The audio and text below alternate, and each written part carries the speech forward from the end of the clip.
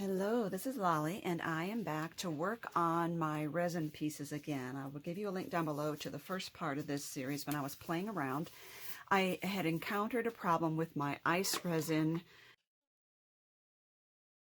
The part A, which is the resin, I'm leaking here, sorry about that. The part A got thick and clumpy right in the middle of working with it, and from what I've been able to research, it could be that it's stored in too cool of a temperature. It is cool in my basement.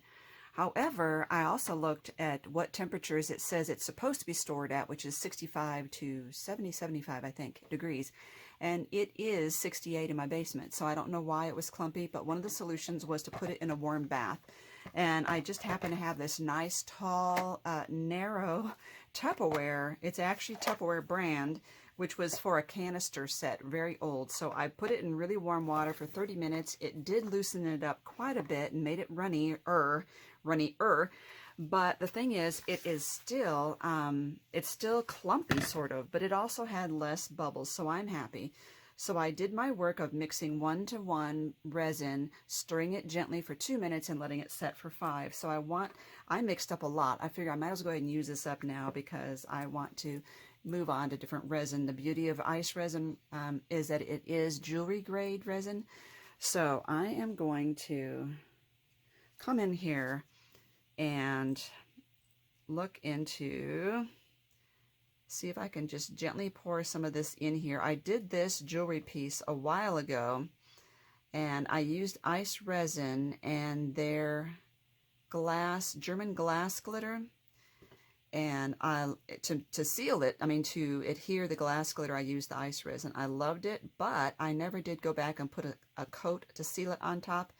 I wasn't sure I wanted to, but I decided I need to.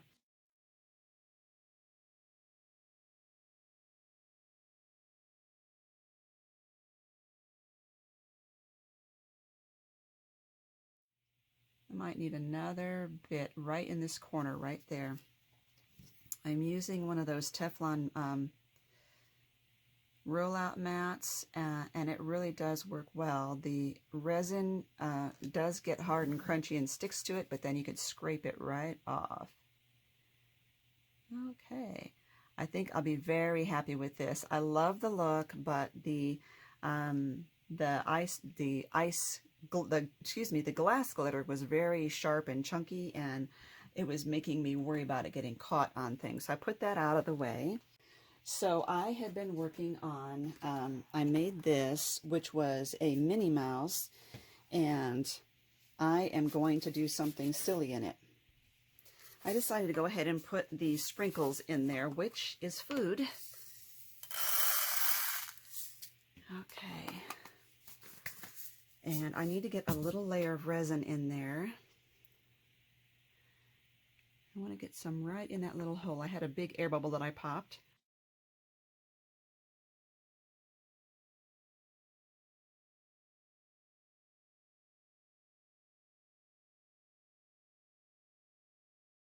Now I'm going to use a toothpick to push them a little towards the center here, just to make sure that what's on the very, very edge is coated.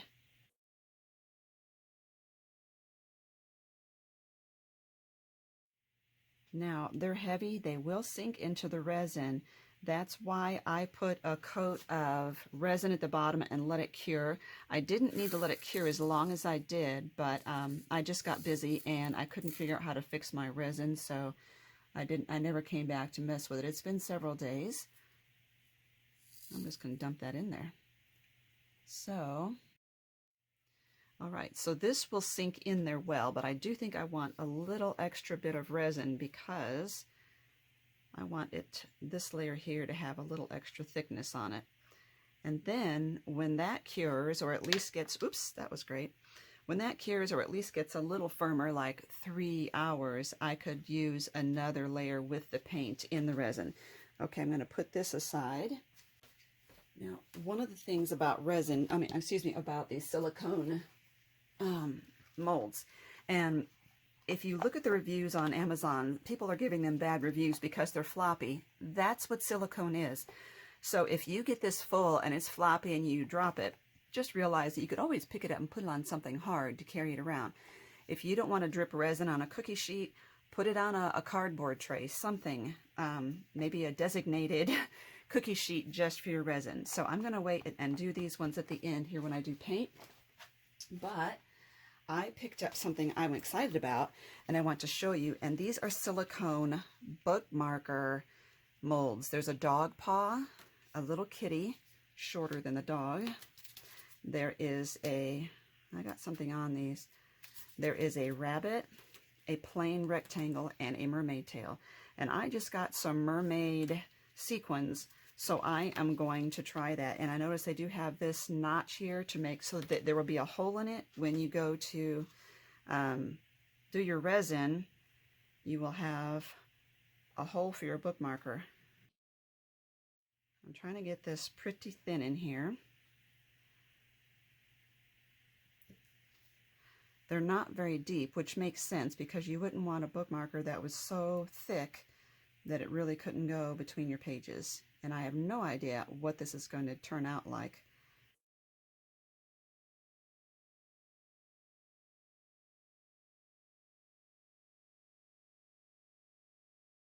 Okay, I'm going to get a piece of cardboard for this. And this way I have a nice support when I go to pick that up. And I see blank spots here. I'm going to pop some of the bigger bubbles before I get my, sequins in there. And I just put my finger in there, which is a good reason why I'm wearing gloves. So I had picked up these sequins, mermaid sequins, at Tuesday morning. And it was $1.99. And I think they are adorable. And there's some seashells in here. And most of them are like holographic looking. There's a seashell. I'm trying to drop them in there, the rounded side down, so they look like cups. And the reason is that if I put them the other way, they will trap air bubbles.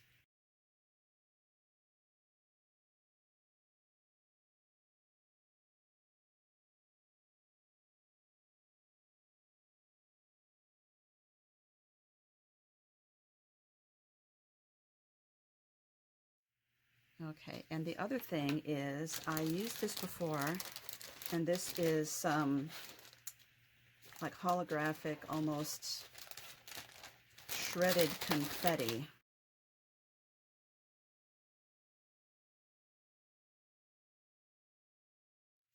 I'm going to spread this around and try to get all this confetti into the mold, not on the edge.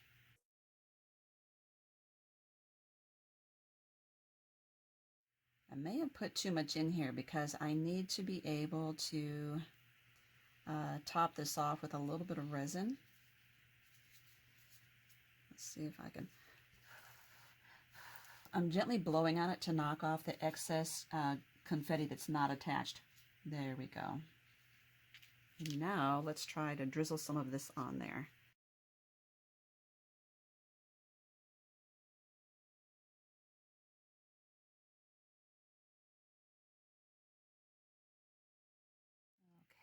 Now I can see that I have a nice even coat on there. I probably filled it too high, and I'm going to see if I can push some of this off the edge of the mold. If I don't get it successfully and I have a extra bit of epoxy around here, I can always sand it down when I'm done. Pushing down some of the rough, jaggedy pieces that I see are going to prevent it from being a nice, smooth surface. Okay, let's get that one set aside to cure as well. Now, another thing I'm thinking I would like to do is test this out. I want to see about doing this, where I take this gold card, which I got at Tuesday morning, and see if I can't dome this. And by doming, it just means you're going to pour just enough of the resin on here that it stays right on top. and doesn't actually drip down the sides. But if it drips, I have this silicone mat underneath it, and the silicone mat is, oh, from Tuesday morning as well.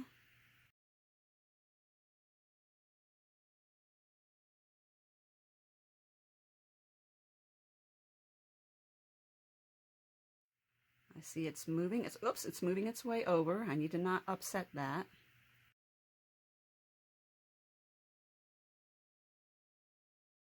Now with ice resin, their website says that you are not to apply heat to their resin. You'll notice a lot of resin artists use like a torch or some sort of one of those candle lighters to get the air bubbles out of it. But ice resin says not to do that with theirs. You have to be careful, because if your resin is flammable, you don't want to catch it on fire. So on this kind, I find that the carbon dioxide from my breath will pop the bubbles. So I just hold my hair out of the way and kind of breathe on it. Now, I didn't think ahead. I should have done this. I should have put this into a box so I could pick up the whole thing carefully. So I'm going to see if I could slide it over to the side and pop the one bubble that's bugging me right there.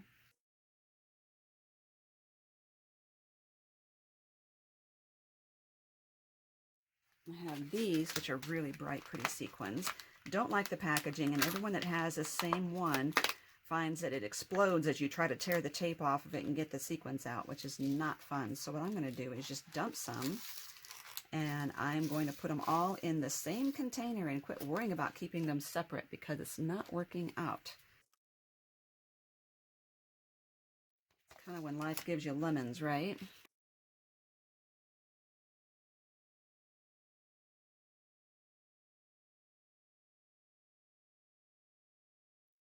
Once your toothpick is slightly damp, you can just touch the sequin and pick it up that way. And when you drop it in the, no, I didn't get that one wet enough. And then drop it in here, and the resin will hold on to it and pick it up for you.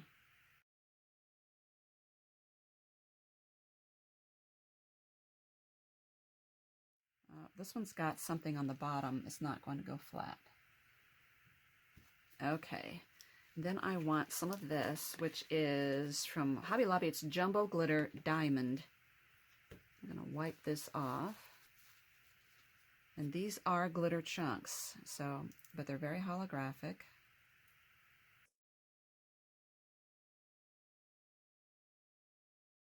Now spread those out and get them off the edge again.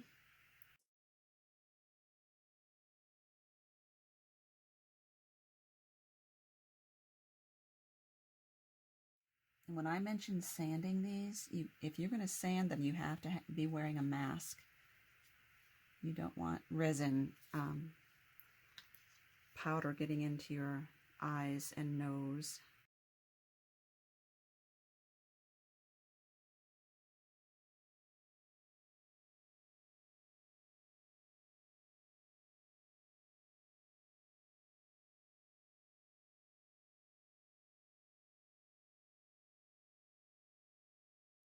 Okay, now, oh, I forgot to put this on cardboard. I'm really having a hard time learning my lesson. Okay, let me get some more cardboard.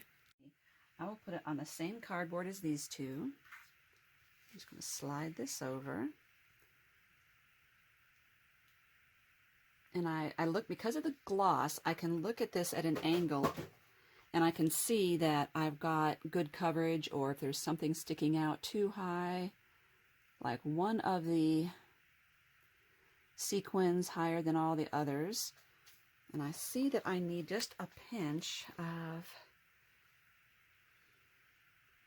right there.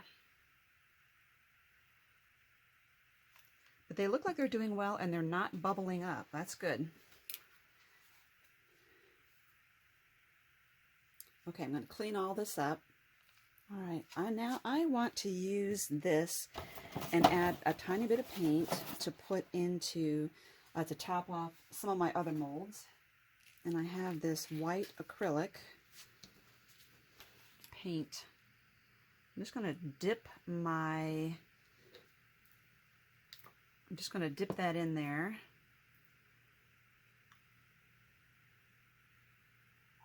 I'm not looking to get necessarily an opaque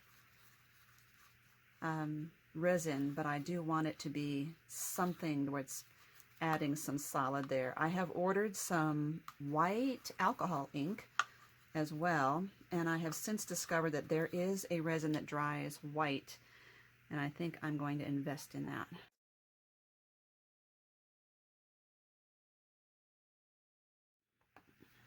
These are two that I did earlier.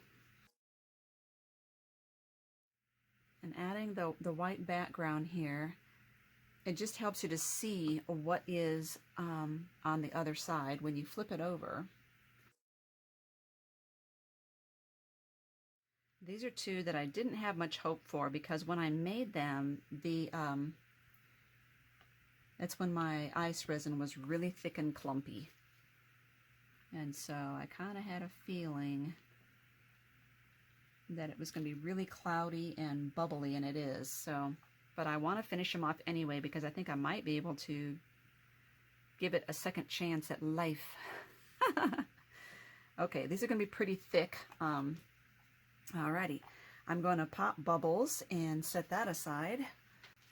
And it looks like I just really have made too much ice resin here, and thinking I just wanted to kind of get rid of it. I'm not prepared to do anything else in project-wise, so I'm going to leave it as it is, except I think I'm going to go ahead and pour some here. Since I have it, I might as well use it, right? The mold isn't super clean, so what I'm going to do here is put that in there, a little bit of this,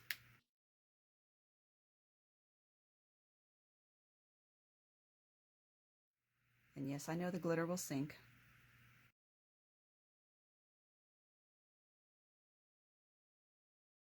I'm just going to do those two, and I'm just going to let the rest of the resin harden in here, and I will dump it, but I do want to get some of these out of there. So basically I'm just having playtime and kind of making it up as I go along, but there are just certain things that we need to be careful of and mindful of all the time when working on resin, such as wearing gloves and doing it in a well-ventilated room. Hello everyone, I'm back, and I want to show you kind of the unmolding of all of these projects. So first of all, this is amazing. Oh my gosh, I am so happy with this. I'm going to try and zoom in and show you. You can see the beveled edge there where the resin kind of came down and met the edge and stayed rounded. It is perfect. So the other side is perfectly smooth, nothing dripped under the side, and I just love it so much. Now I could turn it over and do a repeat and dome this side, but I'm not going to. I like having this flat. Now what would you do with it? For one thing, you could drill a hole here and make a pendant, you know, a dangle. It's too big for a necklace, but anyway, the possibilities are endless. But what I'm thinking is, this might be a really good cover for a journal. I mean, a little mini journal. Isn't that cool? And also, I'm thinking I might just leave it like it is, flat on the back, and insert it into a pocket in my playing card journal I'm making right now. Oh, so happy with that. I love the high intense gloss on that. And then I did this, and I'm so glad that I got that done, because it was just rough and scratchy from all of the glitter, the glass glitter. Okay, this is what I'm really concerned about and anxious to try. Okay, oh, these are wonderful. So I only have a little bit here, and I think I can just snip that off, and then I can work on sanding if necessary. Now, I have a shank remover, but I can't seem to find it at the moment. I'm wondering if I could just come in here and break that off.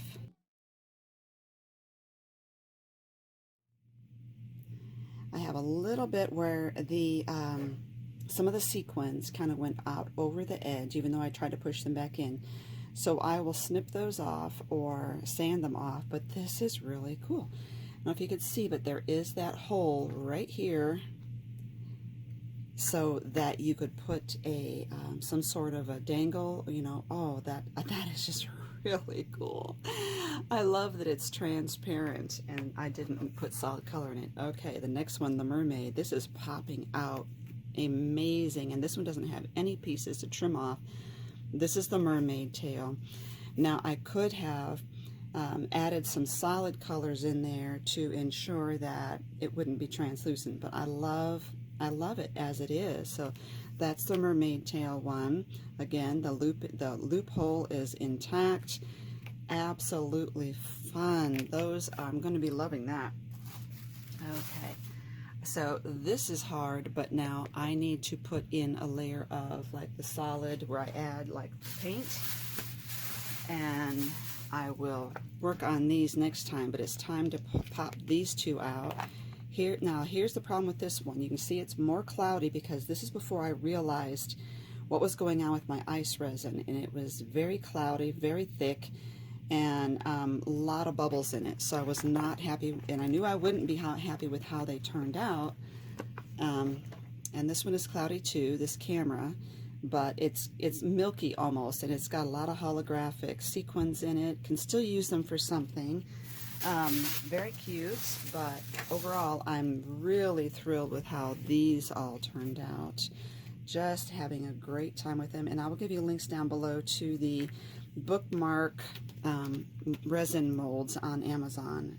Absolutely fun!